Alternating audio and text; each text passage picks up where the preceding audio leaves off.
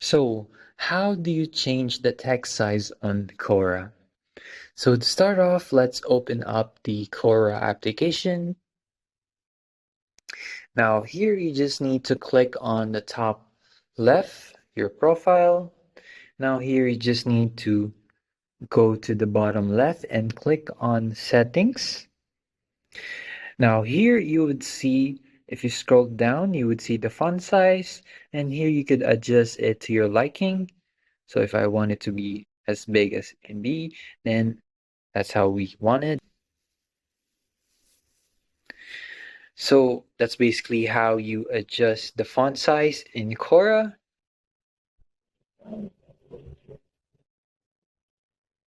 Okay, that's all. Thanks for watching. Don't forget to like and subscribe for more helpful topics.